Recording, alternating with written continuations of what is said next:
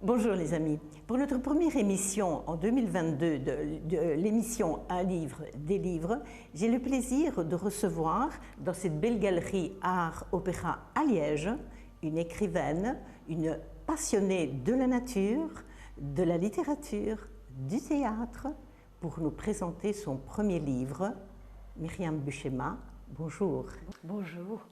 Alors Myriam, vous venez nous parler de votre livre, Les fruits de la solitude. Oui. Votre 5e livre, si je me trompe. Exactement. Alors Myriam, avant de parler de l'analyse de ce livre, je voudrais bien faire une petite remarque que pour les lecteurs qui auraient peur d'aborder ce livre, ce n'est pas un traité de philosophie, ce n'est pas un traité philosophique, mais c'est plutôt une réflexion personnelle sur, et un point de vue humain sur le problème de la solitude.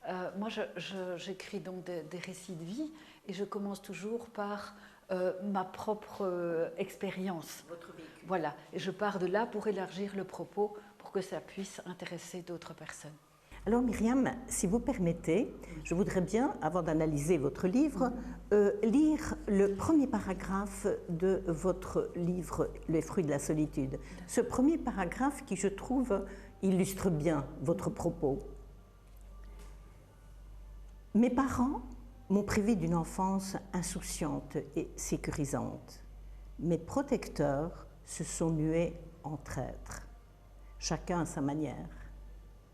Mon père m'a confisqué son amour lorsque je lui ai signifié qu'il ne me toucherait plus. J'avais 10 ans. Répudié pour avoir dit non à ses attouchements. Cet abandon pervers et cruel m'a précipité dans un gouffre de troubles et de solitude, accentué par la flagrante préférence de ma mère pour mon frère. De cette enfance spoliée est né un âpre sentiment de solitude. C'est très fort pour débuter ce livre. Alors, Myriam, dites-nous, est-ce que le manque d'amour dès l'enfance détermine ce sentiment de solitude, nous accompagne toute la vie? Je pense qu'en tous les cas, c'est très déterminant ce qu'on vit dans l'enfance, parce que je dis un peu plus loin dans mon livre que ça s'imprime jusque dans la mémoire de nos cellules. C'est vraiment prouvé scientifiquement que c'est quelque chose d'extrêmement marquant ce qu'on vit dans l'enfance. Ça, c'est certain. Alors, le traumatisme de l'enfance, vous dites que ça s'imprime dans la chair, dans nos cellules, comme vous dites. Et cependant, vous dites aussi, ça vous a aidé à affronter la vie d'une façon autonome. Est-ce que vous avez trouvé l'indépendance malgré cela? Mais moi, je pense que les épreuves qu'on vit dans sa vie nous renforcent, parce qu'on n'a que deux façons de réagir. Ou bien on se victimise complètement, et là, on n'en sort absolument pas. Je crois que ça, c'est l'attitude, la victimisation, c'est l'attitude la plus négative qu'on puisse avoir par rapport à ce qui nous arrive. Et d'un autre côté, oui, on peut faire de sa vie, je le dis aussi dans ce livre-là et dans un autre aussi, on peut faire de sa vie du plomb ou de l'or. Alors on a vraiment un choix de se prendre en main, de se responsabiliser et d'aller vers l'autonomie. Je pense que ça, c'est vraiment très important. Parce que sinon, qu'est-ce qu'on fait? C'est pas raisonnable de rester dans cette attitude de « j'ai pas été aimé, j'ai été abandonné, j'ai été bafoué ». Non. Moi, je ne suis pas quelqu'un qui réagit comme ça. Je pense qu'il faut vraiment, avec sa volonté, aller contre ces épreuves-là et faire preuve de résilience, comme le dit si bien Boris Cyrulnik dans toute son œuvre. Hein, il est question de résilience, c'est vraiment rebondir face aux épreuves que la vie nous envoie et réagir de façon extrêmement positive ou la plus positive possible. Vous citez pas mal de philosophes justement qui traitent. Est-ce que le fait de vous accompagner de ces différents philosophes, ça vous a aidé un peu dans votre cheminement de, entre guillemets, de résilience, de liberté? Énormément, énormément. Et je pense que si je les cite, j'y fais référence, mais, de légères références, mais je voudrais donner des pistes à tout un chacun, parce que je crois que ou bien on a le choix de faire une thérapie quand on vit des choses très difficiles, ça a été mon cas, ou bien on fait les deux, ou bien on lit des livres de développement personnel, de philosophie, qui vont vous donner des déclics et vous dire « Ah mais oui, il y a ça comme possibilité, il y a ça comme espoir ». Vous dites si bien, donc, donner des pistes et vous abordez différents thèmes dans cette réflexion sur la solitude. Vous abordez notamment le thème du couple. Oui. Le couple, très important bien sûr. Mais, et vous donnez quelques conseils, entre guillemets, vous dites ne pas se dissoudre dans le couple, mais y grandir. Ou encore, vivre à deux, mais pas ensemble. Comment on fait, Myriam? Mais je crois que le grand travers dans lequel on peut tomber, c'est d'être fusionnel. Parce que là, on n'a plus du tout sa liberté de penser, de mouvement, on n'a plus son autonomie. Si on dépend tout le temps de quelqu'un d'autre, il vous donne une chic note et vous êtes par terre, et ça, c'est pas du tout le but. Et je crois que l'autre ne peut jamais être une béquille, et que pour moi, vraiment, le but du couple, c'est de se faire évoluer. Bien sûr, ça va mettre le doigt sur tout ce qui est difficile. C'est clair qu'à deux, on va revivre des choses qu'on n'a pas envie de vivre, mais le tout, c'est de les dépasser. Comment? Avec beaucoup d'amour, parce que je crois que l'amour, c'est vraiment la clé de voûte de tout. Mais je veux dire que vivre à deux, mais pas ensemble, il faut trouver vraiment une âme sœur pour pouvoir concilier cette optique. Quand j'ai fait ma thérapie, j'ai une thérapeute qui prônait vraiment, je veux dire, l'individualité. En disant, bon, elle a vécu en couple, mais elle me disait, il y a toujours des territoires sur lesquels on ne s'entendra pas, il y aura toujours des désaccords. Alors peut-être que la solution, c'est de vivre séparément tout en étant dans le cœur de l'autre.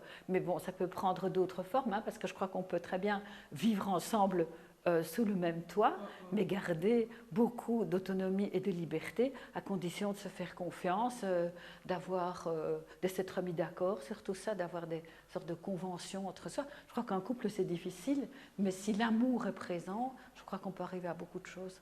Et peut-être qu'on peut aussi ajouter le respect aussi de l'autre, parce qu'on peut aimer, mais respecter ses envies, ses désirs d'autonomie, notamment de faire des choses qui lui sont propres. Le respect, ça c'est vraiment une notion fondamentale qui, hélas, ça c'est une petite digression, mais qui se perd fort dans notre société, dans notre civilisation, je vais dire. Et je trouve que dans le couple, ça c'est vraiment absolument essentiel.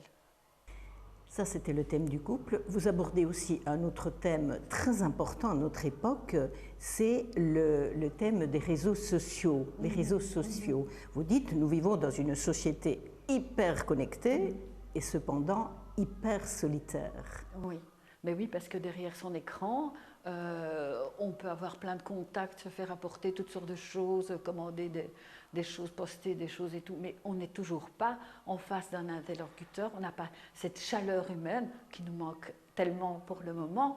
Je trouve que oui, les réseaux sociaux, je vais même dire, divisent les gens. Moi, je les appelle maintenant les réseaux antisociaux. Oui, parce que je trouve qu'il y a tellement de choses qui circulent, qui ne sont pas positives. Et donc, moi, j'ai rencontré, pour en revenir à votre question, j'ai rencontré vraiment des jeunes qui me parlaient de cette solitude derrière leur écran via les réseaux sociaux. Parce qu'on n'est pas en contact avec d'autres personnes. Hein. Rien ne vaut un échange verbal avec un ou des amis ou des proches. Cependant, c'est très juste ce que vous dites, mais je ne vais pas être pessimiste, mais est-ce qu'on ne se dirige pas de plus en plus vers cette société hyper connectée, robotisée même, puisque toutes les recherches technologiques vont dans ce sens-là? On se dirige vers ça, c'est une espèce de chevauchée infernale comme ça. Je ne sais pas où ça va s'arrêter, parce que je crois qu'il y a quand même des mouvements qui vont contre ce courant-là. Est-ce qu'ils seront suffisamment forts pour amener quand même de l'humanité, de l'humain dans tout ça? Je ne sais pas, ça me fait un peu peur. Une petite parenthèse, il y a d'ailleurs une polémique chez nos politiciens, qu'il y en a un qui prône le développement des commerces locaux et l'autre qui prône l'e-commerce, tout sur Internet, quoi. C'est en plein dans l'actualité, ça, tout à fait. C'est en plein dans l'actualité, en effet. Alors, dites-nous, Myriam, face à ces constatations, il y a cependant des petites lueurs, des remèdes, puisque vous citez, en Grande-Bretagne, on a nommé un ministre de la solitude. Et près de chez nous aussi, à Saint-Tron, un échevin qui s'occupe particulièrement des personnes seules, de la solitude. Donc, on a vraiment ciblé le problème, puisque les politiciens semblent s'y intéresser, en tout cas dans ce pays-là. Je pense qu'effectivement, il y a quand même un constat. Parce que, heureusement, à notre époque, tellement connectée, l'information circule et on sait des choses dont peut-être avant on ne se rendait pas compte. On se rend compte qu'il y a plein de gens qui sont isolés. Parce que dans notre civilisation occidentale, on n'est pas dans des, comment vais-je dire, des sortes de microcosmes intergénérationnels, ou comme par exemple au Maroc, on n'imaginerait même pas de mettre ses parents dans une maison de repos. Ça ne leur reviendrait même pas à l'esprit. On garde ses anciens avec soi parce que je crois que les anciens ils peuvent apporter beaucoup de leur expérience.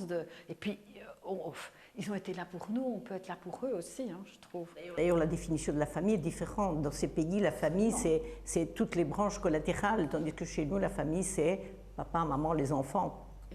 Exactement. Et du coup, je trouve que là, il y a un manque de solidarité criant, quoi, chez nous, franchement. Toutes ces constatations, bon, je conseille vivement de lire ce livre. Alors dites-nous, Myriam, le fait d'avoir écrit ce livre, qu'est-ce que d'abord ça vous a apporté? Est-ce que ça vous a libéré, apaisé?